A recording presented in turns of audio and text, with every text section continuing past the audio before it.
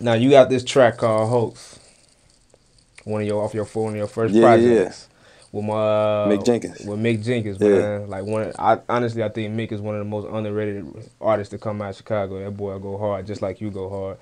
Tell me about that track. What was I was probably like 17 when we made Ho. Maybe like 18. I remember that being the first song that I cursed on. Yeah, it was my first time cursing on a song. Cause I lived with my grandparents at the time, and I used to think they would like, you know, they used to listen to my music and stuff, so I wanted to be like, appropriate. Uh, but you can't make a song called "Ho" and not curse on it. So that was that. It was really Mick's song, but he ended up not using it for his project. So I'm like, damn, that shit is fire. Let me put it on mine. So that's how I ended up with it. We shot a video and everything. But yeah, That man, ended up shout being out like to one of the most popular songs off the project. that song. Got me on acid rap. That's how I ended up on acid rap. So tell us that story. Like, how did that happen? Like, I don't even really know that story that well, but I know it was like right after that song came out, Chance had hit me up like, "Hey, you trying to do this verse for me?" Because we dropped the video, and that was, I guess, like one of my first songs that like did well like locally. Like it got on Fake Sure and Ruby Hornet and like everything. So like after that, that's kind of when things kind of started. I feel like for probably me and Mick.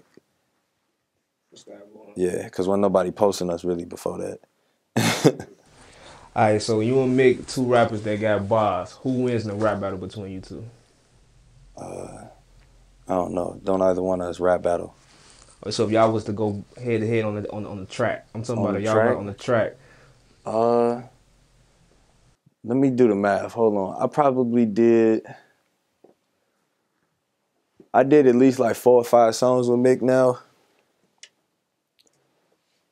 I know for sure I out rapped him on at least a couple of them, and he got me on a couple. I don't know. It'd probably be a head to head. You know what I'm saying? Like Mick, one of the few. Like Mick is a very elite rapper, so I'm not gonna gas and say that I'll get him 100% of times because he has out rapped me before.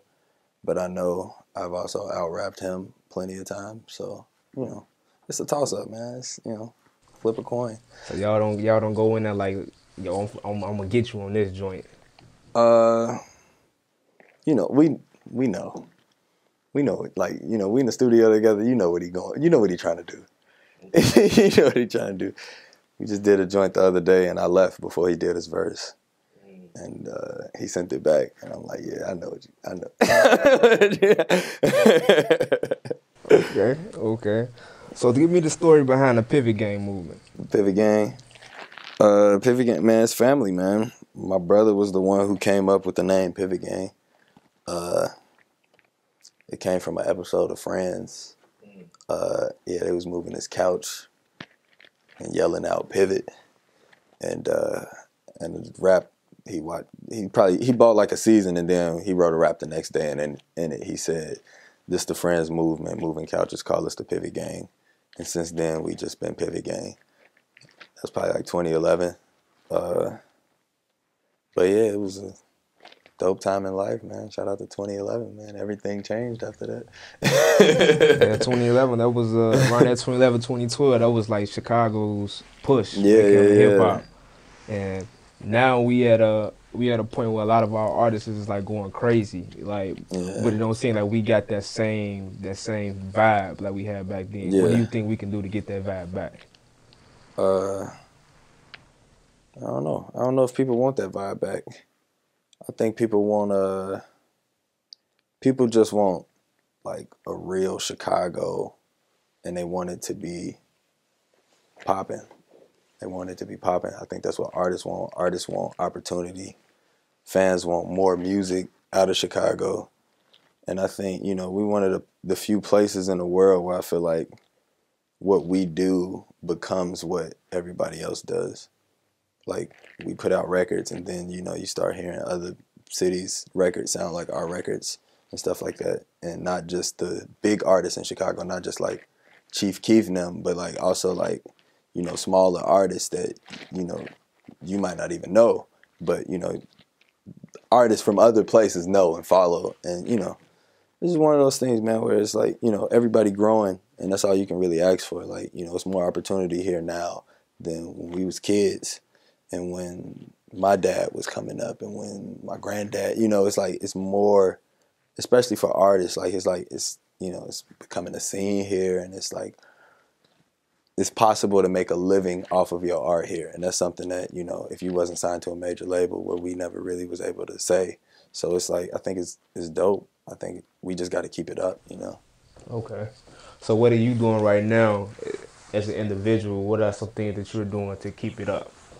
To keep it up, just working every day, working as much as possible in the studio every day, touring, because it's like, you know, being from Chicago, I think it's important to leave Chicago as much as possible and to play for as many different, you know, diverse crowds, and build the following, because, you know, when you're in other places, you're representing an entire city. You know, when we go to Pennsylvania, they don't know what it's like in Chicago. We go to California, they never been to Chicago. All of them niggas asking me the same questions. Is Chicago really that bad? And it's like, shut up. How does it feel to work on a Grammy Award-winning album? I don't know. It don't feel much different than working on Ho with Mick Jenkins in 2012. You know, it's just dope to work with your friends. You know, and it's cool. It's cool to. It's like a surreal thing. You know what I'm saying? That something that you're a part of can get that big. You know, but it don't really feel no different. You know, especially for me. Like, you know, I ain't winning the Grammy shit. I didn't even realize like that. You know, but it's you know, it's dope to be a part of it, you know. Okay. People take you a little more serious, you know. When you say you worked on the Grammy, but I would feel like an artist as talented as yourself, they should be taking you serious anyway. So when you have those run-ins, when people be like, you know, try to little bro you, how do you respond to it? Ain't nothing, you know. People's opinion of you don't really affect how you feel about yourself, you know. At least it shouldn't. You know, sometimes it's hard, but at the end of the day, you know what you're doing. And if somebody say something to you that offends you, then that means you was like maybe insecure about it, or you believe them a little bit. But it's like, you can't really, you know, if somebody don't take me serious, like it's cute, but it's like, come on, like, you know, we know the truth. So it's like, it's nothing to trip about. Everybody raps. So it's like, there's levels, and you know, if you're not at a certain level, people are gonna view you as something like different than what you are. You know, like, you're not on the radio every day, you're not on TV every day, you're underground. But people don't realize, like, there's a whole market and a whole scene and a whole world of underground artists that are thriving and, you know, doing whatever they're doing on the internet and able to tour and supporting their family and, you know, living their dream. But, you know, maybe they're just not signed, and it's a completely different world. And because you're removed from it, some people might think it's like it means you're not successful or something like that. But it's like, you know, hip hop and art in general is one of those things where you create your own success. You decide when you're successful. And, you know, I decided I was going to be successful in 2011. So since then, I felt success. Even though in 2011 I didn't have but 100 followers on Twitter or something like that, and my songs would get like 100 plays, but that 100 plays feels like when I get 100,000 now. You know, it's the same feeling, you know, because you decide when you won, you decide, you know. So what was that moment when you knew, like, yo, I'm here, like, I'm successful in what I'm doing? For me, I felt like that at the library when we was at U-Media, the open mics. That was my first time really performing for crowds. And I played for the crowds and they liked me. And I was like, okay, well, all we got to do is keep this going and it'll grow. And it's been working so far. I think it's one of those things where it's still, you know, you have the ups and downs. You have days where you feel like, you know, you wake up like, damn, I'm on. You wake up the next day like, damn, I'm not shit, you know. And that's just life as a human, I feel like, you know. But, you know, it's not worth getting caught up in that, as a rapper, as a musician, there's a lot of psychological shit that I feel like people need to handle first. You got to accept yourself first before it's like, you can be successful with no fans if you decide that that's what you are. And I feel like that's what I did. So that moment maybe has or hasn't happened. I don't know.